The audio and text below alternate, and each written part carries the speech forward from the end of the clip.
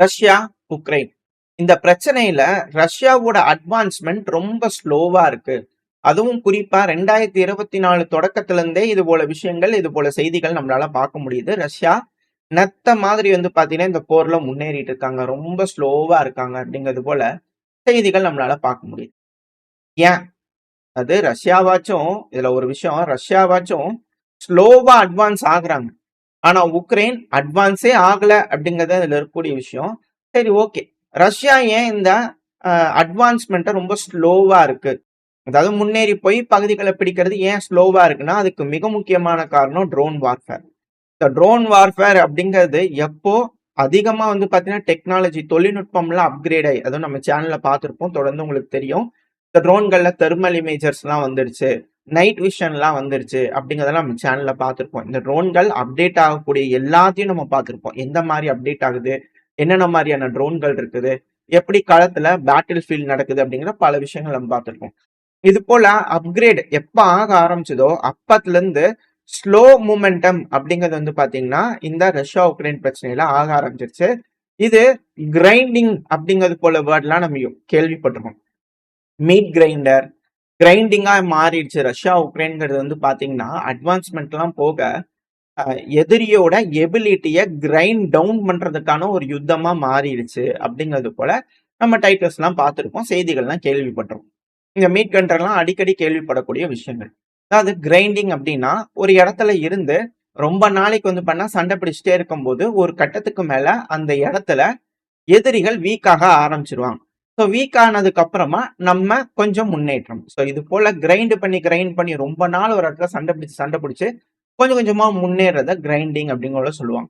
ஏன் இந்த அளவுக்கு பாத்தீங்கன்னா எதிரியோட, அதாவது உக்ரைனை பொறுத்த வரைக்கும் ரஷ்யா எதிரி, ரஷ்யாவை பொறுத்த வரைக்கும் உக்ரைன் எதிரி. ஏன் எதிரிகளோட ஃபைட்டிங் கெப்பாசிட்டி கான்ஸ்டன்டா பாத்தீங்கன்னா கம்மியா இருக்குன்னா அதுக்கான காரணம் ப்ரெஷர். என்ன ப்ரெஷர் அப்படின்ற கேள்விகள் இருக்கு இல்லையா? உக்ரைனுக்கு ஏகப்பட்ட ப்ரெஷர் இருக்கு, அது வேற தனி. பிபி மாத்திரைகள்லாம் போடலாம் அப்படிங்கிறது உள்ள பார்த்தாலும் அது வேற கதை. பட் ஆனா இதுல மெயினான விஷயம் என்ன அப்படின்னா, இந்த கான்ஃபிளிக்ட் ரஷ்யா உக்ரைன் அப்படிங்கிற கான்ஃபிளிக்டே ட்ரெடிஷ்னலான ஒரு வியூ இருக்கு இல்லையா? அதாவது போர் அப்படின்னு வந்துருச்சுன்னா டேங்க், ஆர்ட்லரி, இது போல ஆர்மட் பர்சனல் வெஹிக்கிள், அதிகமான ட்ரூப்ஸ், இது போல விமானங்கள் எல்லாம் இருக்காங்களா, ஏறுங்க, வண்டி எடுங்க, எதிரியோட நிலைக்குள்ள போவோம், அட்டாக் பண்ணுவோம், பிடிப்போம் அப்படிங்கிறதுக்கான இந்த ட்ரெடிஷ்னல் வியூ அப்படிங்கிறது மாறிடுச்சு. இப்போ அது புது உருவம் பெற்றுட்டு இருக்கு. அதுக்கான காரணம் ட்ரோன்கள். இந்த ட்ரோன் யுகம், அப்புறம் எலக்ட்ரானிக் வார்ஃபேர். இந்த ரெண்டு தொழில்நுட்பத்திலையும் யாரு கைதேர்ந்து இருக்காங்களோ அட் த சேம் டைம் ட்ரோன்களும் வேலை செய்யணும், எதிரியோட ட்ரோன்களையும் சப்ரஸ் பண்ணும். ஸோ ட்ரோன் அப்புறம் எலக்ட்ரானிக் வார்ஃபேர் இது ரெண்டும் இணைஞ்சு யார்கிட்ட இருக்கோ அவங்களாலதான் இந்த பேட்டில் ஃபீல்ட்ல டாமினேட் பண்ண முடியும் அப்படிங்கிறது போல ஒரு புது உருவம் பாத்தீங்கன்னா வந்துருச்சு. இதுக்காக சூப்பர் பவர் வேணும், நிறைய ஆட்கள் வேணும் அப்படிங்கிற நீட் இல்ல. பெரும் படையா இருந்தாலுமே சிறு படை இந்த ரெண்டு ட்ரோன் அப்புறம் வார்ஃபேர் இதுல எபிலிட்டி, அவங்களோட ஸ்ட்ராங்கான எபிலிட்டியை காமிச்சாங்க அப்படின்னாலே பெரும் படையை தோத்துரும் அப்படிங்கறதான் இதுல இருக்கக்கூடிய விஷயம்.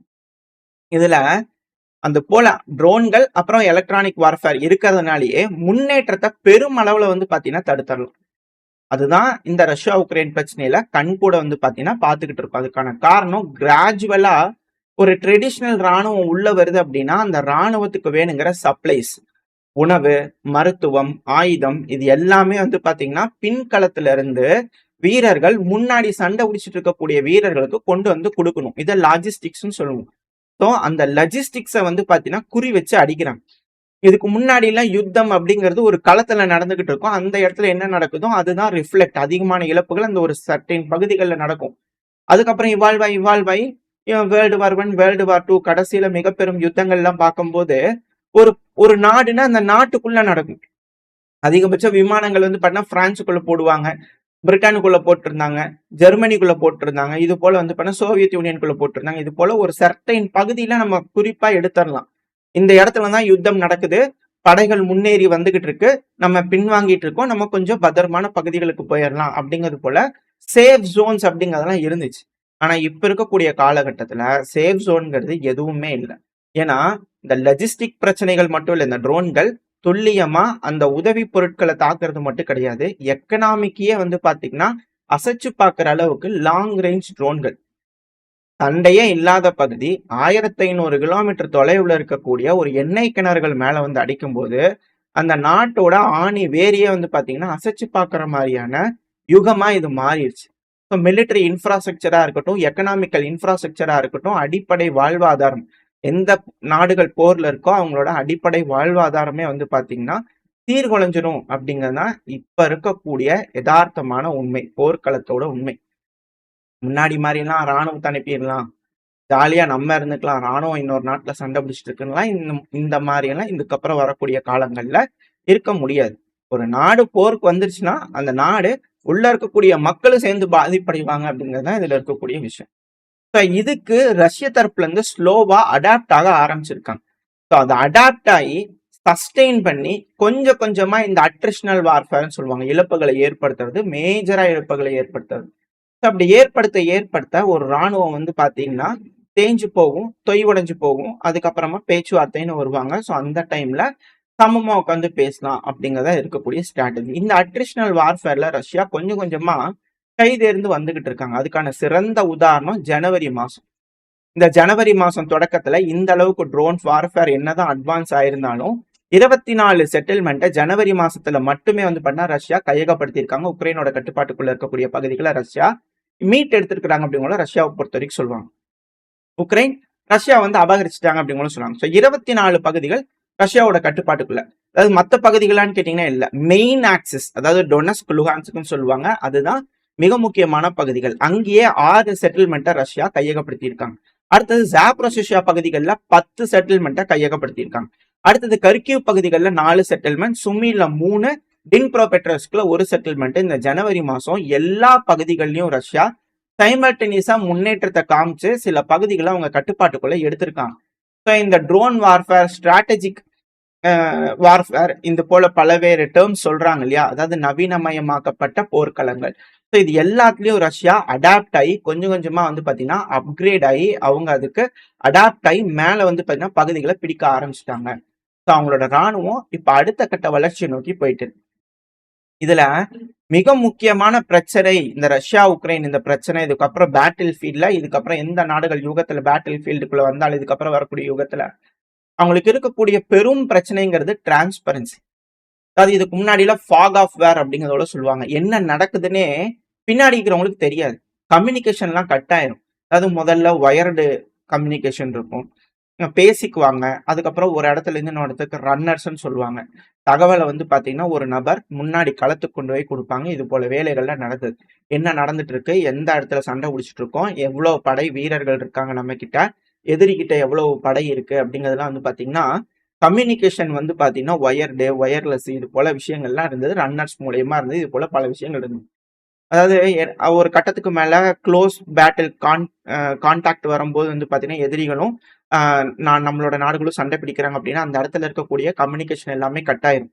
ஏன்னா நம்ம கிட்ட என்ன மாதிரி வீரர்கள் இருக்காங்க, என்ன பிரச்சனைகள் இருக்கு அப்படிங்கறத நம்ம சொல்லிட்டோம், அது கம்யூனிகேஷனை டேப் பண்ணிட்டாங்கன்னா நம்மளுக்கு மிக பெரும் சிக்கலாயிரும். எதிரிகள் அந்த வீக்னஸை பிடிச்சி அடிச்சிருவாங்க அப்படிங்கறதுனால கம்யூனிகேஷனே இருக்காது. ஸோ அதுக்கு தான் ரன்னர்ஸ் யூஸ் பண்ணிட்டு இருந்தாங்க.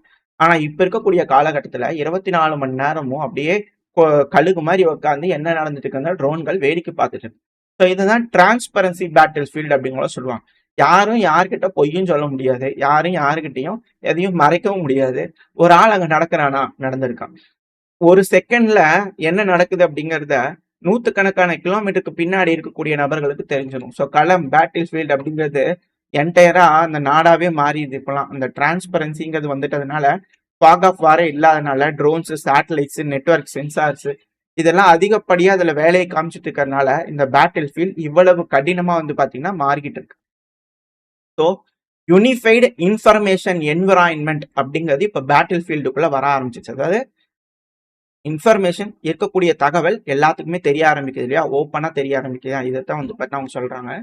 ஸோ இதுல ஜோன் ஆஃப் டோட்டல் டெஸ்ட்ரக்ஷனா வந்து பாத்தீங்கன்னா இது மாறிடுது. இது போல தகவல் பரிவர்த்தனைகள் இவ்வளவு இன்ஸ்டன்டா இருக்கிறதுனால கம்ப்ளீட்டா டெஸ்ட்ரக்ஷன் மோடு வந்து பாத்தீங்கன்னா அந்த இடத்துல நடக்குது. ஏன்னா ஒருத்தர் தலை தெரிஞ்சதுனாலே அந்த இடத்துல தாக்குதல்கள், அடுத்தது அங்க குண்டுகள் வந்து பாத்தீங்கன்னா விழுக ஆரம்பிச்சதுனால இழப்புகள் அதிக அளவுல ஏற்படுது.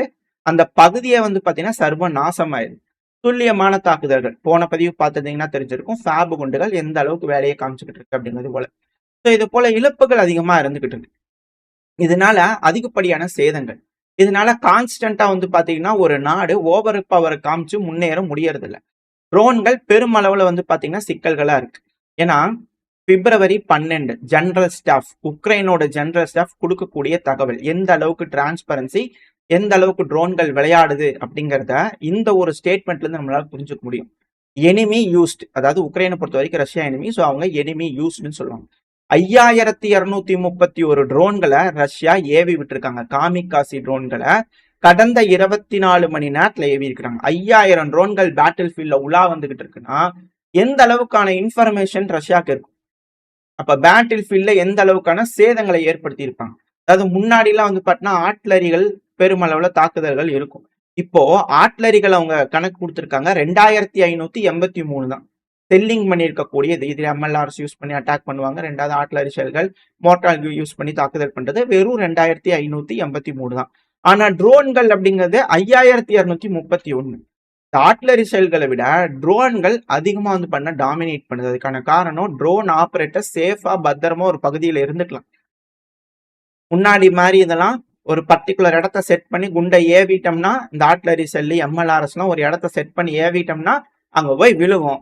அவங்க சாகுறாங்களா, பொருள்கள் வெடிக்குதா, என்ன ஏதுங்கிறது தெரியாது. விழுந்ததுக்கு அப்புறம் வெடிச்சா உண்டு, இழப்புகள் ஏற்பட்டா உண்டு அப்படிங்கிறது போலதான் இதெல்லாம். ஆனா ட்ரோன்கள்ன்றது டெஃபினட்டா இழப்பு. கடைசி செகண்ட் அந்த இடத்த போய் தாக்குதல் பண்ணுற வரைக்கும் வந்து பண்ண இன்ஃபர்மேஷன் கிடைக்குது. இதனாலதான் வந்து பாத்தீங்கன்னா இந்த களத்துல முன்னேற்றம் அப்படிங்கிறது ரொம்ப ஸ்லோவா இருக்கு. அது மட்டும் இல்லாம ரஷ்யா ஏர் ஸ்ட்ரைக் கடந்த 24 மணி நேரத்துல 70 ஏர் ஸ்ட்ரைக் பண்ணியிருக்காங்க. இதுல 193 கைடட் குண்டுகளை போட்டிருக்காங்க. 200 ரீச் பண்ணிக்கிட்டு இருக்காங்க ரஷ்யா. ஒரு நாள்ல 24 மணி நேரத்துல 193 கைடட் குண்டுகள்ங்கிறது மிக மோசமான விளைவுகளை உக்ரைன்ல ஏற்படுத்தும் அப்படிங்கிறத மாட்டுக்கிறது இல்லை. இப்போ ரஷ்யா அடாப்ட் ஆகுறாங்க. இது போல மோசமான வார்ஃபேர்ல இருந்து ரஷ்யா அடாப்ட் ஆகுறாங்க அப்படிங்கிறத சொல்ல முடியாது. ஏன்னா இப்பெல்லாம் ட்ரோன்கள் ஒரு ஆப்ரேட்டர் எல்லாம் பண்ணணும்னு நீடல, அட்டானமஸா மாற ஆரம்பிச்சிருச்சு. அதாவது அதுவே முடிவெடுத்து அதுவே போய் சாகி ட்ரோன்கள் ட்ரெயின் அடிக்குது, அது அடிக்குது, இதெல்லாம் பார்த்துட்டு இருக்கோம் இல்லையா? ஸோ ட்ரோன்கள் அட்டானமஸா மாற ஆரம்பிச்சிருச்சு. அதுவும் மாஸ் ட்ரோன்கள், அதிகப்படியான ட்ரோன்கள், ஸ்வாம் ட்ரோன்கள் வர ஆரம்பிச்சிருச்சு. ஸோ இதெல்லாம் இருக்கிறதுனால ரியல் டைம்ல படம் எடுக்கிற மாதிரி வந்து பாத்தீங்கன்னா ரியல் டைம் இன்டெலிஜென்ஸ் அப்படிங்கிறது பண்ணா கிடைச்சது.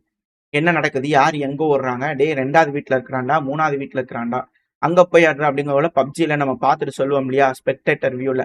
ஸோ அது போல வந்து பாத்தீங்கன்னா இப்ப மாறிடுச்சு யுத்தகலம். ஒரு கேம் மாதிரி வந்து பாத்தீங்கன்னா அதை விட அட்வான்ஸ்டா மாறிடுச்சு.